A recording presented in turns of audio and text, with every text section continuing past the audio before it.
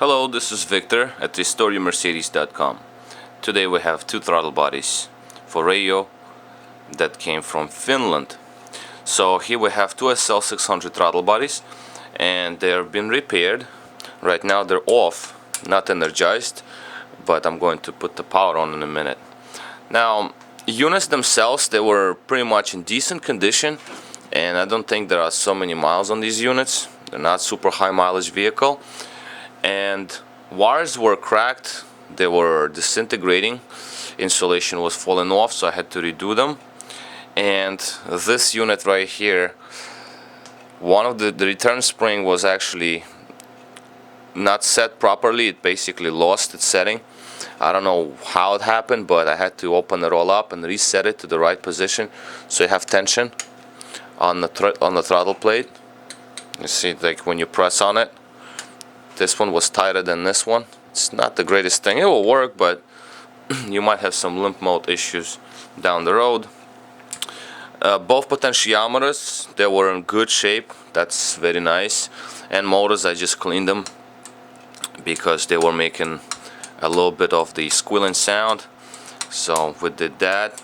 So now they're off. I'm going to put the power on, and there we go. There goes the power.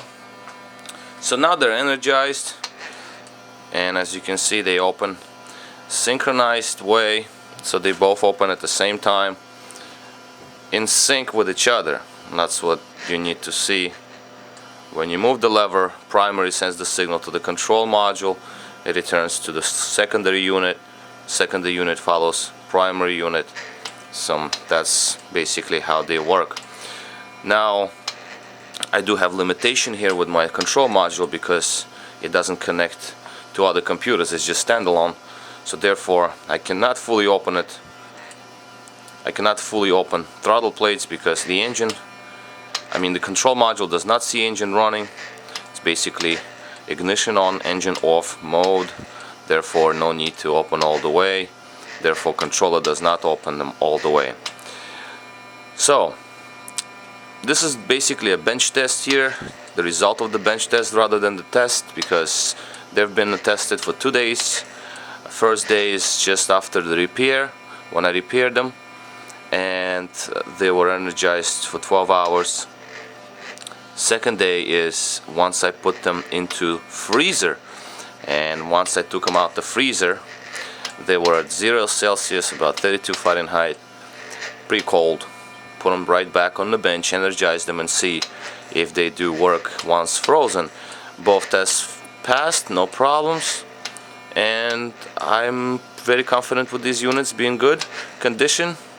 I had to clean shafts on gears, like I said, motors, and the usual that you do with these units when you rebuild them, and check all the components. Both gears were pretty much rusty, so I had to clean them so they spin freely now and do not seize. That's another possibility for them to seize. You don't want that to happen. Motors were squealing, cleaned motors up, so now they're good to go. Okay, so this is basically a first video that I'm making because these units go overseas, and I do want to make this video. Usually I don't do it, I just skip this one and go to second part. Now the second part is that I connect these to my vehicle and show you how they work on the car. Pretty much going to be the same thing, except that I can start the vehicle, and when all signals through all they go through all the computers and communicate with control module that controls throttles, then you will see that they still operate. That's important because this is static test. The engine isn't running, no other computers are connected. So when you have these on the vehicle plugged into the car with the engine running, all computers communicate with each other, and throttles still operate. That means that everything is good to go and ready to be mailed out. So this is going to be the next test now.